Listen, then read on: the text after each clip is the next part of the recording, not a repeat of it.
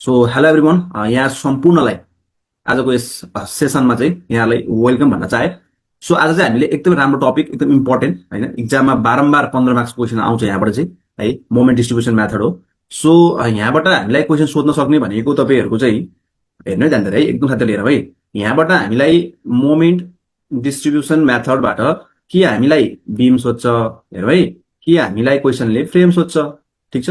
So बिमबाट आउने chances 5%, फ्रेमबाट आउने chances 95%।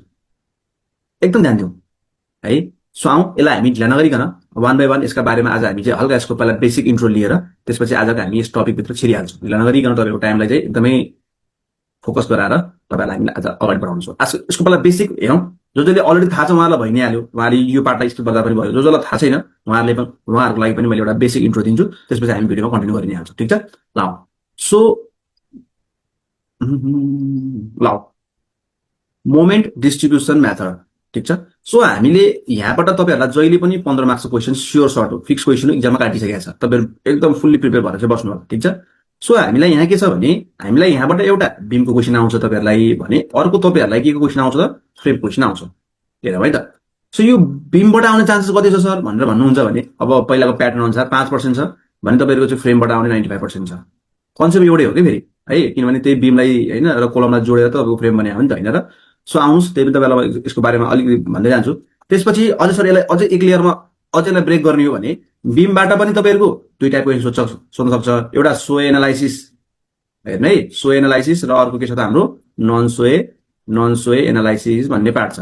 ल नन सोए एनालाइसिस भन्ने छ भने यो कलर अलिकति राम्रो देखिएन भने तपाईँहरूको फ्रेमलाई पनि तपाईँहरूको दुई भागमा बाँडेको छ। एउटा सोए एनालाइसिस र अर्को तपाईँहरूको नन सोए एनालाइसिस भन्ने छ। यो एकदमै राम्रो क्वेसन र इक्जाममा बारम्बार फ्रिक्वेन्टली आइरहेका क्वेसन हो। ठिक छ। सो यहाँसम्म यहाँले बुझ्नु होला। तर जहिले पनि तपाईँहरूमा बारम्बार भन्छु, जुनै सुकै च्याप्टरहरू पहिला तपाईँहरूले फर्स्ट टाइम उठाउँदाखेरि चान्सेस हाई भएको क्वेसनलाई जहिले पनि पहिला उठाउनुहोस् इक्जामको पिक आवरमा के होइन, अथवा चाहिँ तपाईँहरूसँग समय एकदम थोरै छ भने। ठिक छ। त्यसरी हेर्ने अहिलेको समय तपाईँहरूसँग आनन्दले टाइम छ, एकदम सफिसियन्ट तपाईँहरूसँग टाइम छ भने मजाले सबै हेर्ने। फेरि छोड्ने चाहिँ कुनै पनि होइन है। तपाईँहरू अप्सनमा चुज नगरेर जानुभयो भने तपाईँलाई गाह्रो हुन्छ। सो त्यसले गर्दाखेरि चाहिँ के गर्नु भन्दा जहिले पनि इक्जामको पिक आवरमा हाई मस्ट क्वेसनहरूलाई पहिला उठाएर हेर्ने कि, ताकि तपाईँहरूलाई इक्जामको समयलाई मैले भ्याइन मसँग टाइम पुगेन भन्ने चाहिँ तपाईँहरूलाई त्यस्तो नहोस्। ठिक छ। सो त्यो कुरा गर्नु होला। र तपाईँसँग यदि एभाइलेबल सफिसियन्ट टाइम छ भने त्यतिखेर तपाईँले बिम र फ्रेम दुइटै हेर्नुपर्छ। ठिक छ।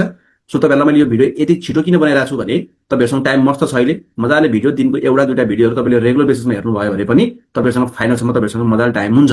ठिक छ। सो त्यसको बेसमा मैले भिडियो बनाएको छु, यो इक्जामको पिक आवरको लागि भनेर बनाएको भिडियो होइन। त्यसरी तपाईँहरू बुझ्नु भयो। ठिक छ। ल त्यसपछि यसलाई अझै एक लेयरमा लाने हो भने अब यो तपाईँको भयो बेसिक कुराहरू भयो। ठिक छ।